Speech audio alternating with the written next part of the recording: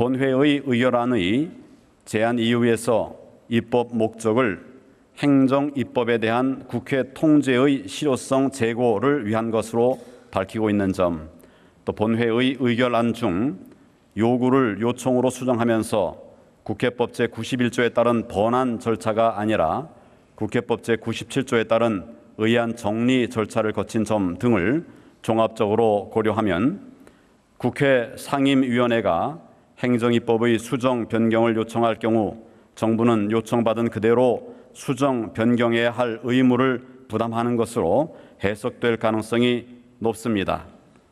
우리 헌법은 권력 분립의 원칙을 채택하면서 대통령과 국무총리 및 행정각부의 장에게 대통령령 등 행정입법을 발할 수 있도록 규정하고 있습니다.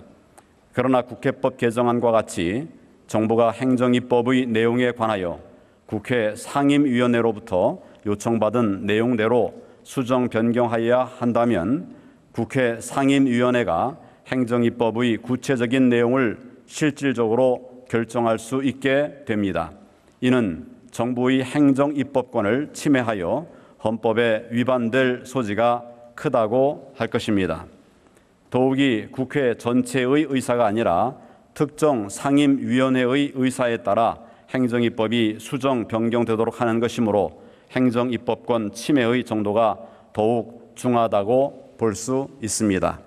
세 번째, 헌법상 근거가 없음에도 국회법 개정안과 같이 국회 상임위원회가 행정입법이 법률에 위반되는지 여부 등을 직접 심사하여 수정, 변경 요청을 할 수 있다고 한다면 행정입법에 대한 심사권을 법원에 부여하고 있는 헌법에 위반될 소지가 크다고 할 것입니다.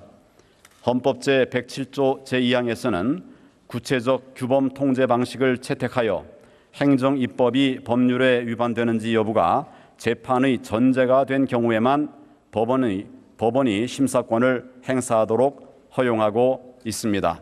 그러나 국회법 개정안에서는 행정입법이 법률에 위반되는지 여부가 재판의 전제가 되지 않은 경우에도 국회 상임위원회가 행정입법을 심사하여 수정, 변경을 요청할 수 있도록 규정하고 있는 바, 이는 헌법 제107조 제2항이 구체적 규범 통제만을 허용하는 취지에도 부합하지 않는 것으로 보입니다.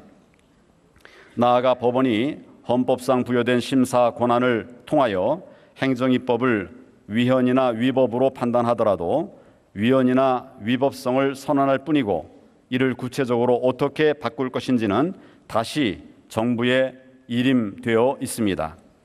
국회법 개정안과 같이 국회 상임위원회가 요청한 내용대로 정부가 행정입법을 수정, 변경하여야 한다면 헌법이 법원에 부여한 심사권보다 훨씬 포괄적인 심사권을 국회 상임위원회에 부여하게 되는 것입니다. 네 번째, 정부가 국회 상임위원회의 요청에 따라 행정입법을 수시로 수정, 변경하여야 한다면 정부 정책의 효율성과 일관성이 심각하게 저해되어 정부 업무 수행에 중대한 차질을 초래할 우려가 있습니다.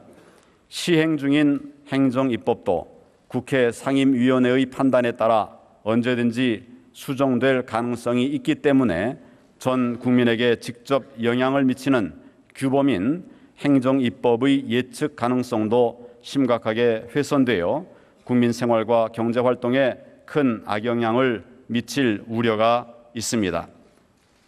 결론적으로 요약해서 말씀드리면 국회에서 정부로 이송된 국회법 개정안은 그 의미가 명확하지 않아 해석상 큰 논란을 초래하고 있고 정부의 행정입법권과 행정입법에 대한 법원의 심사권을 황교안 국무총리가 어떠한 이유에서 정부가 이 제2 요구를 하게 됐는지, 대통령이 거부권을 행사하게 됐는지를 설명하는 내용이었습니다.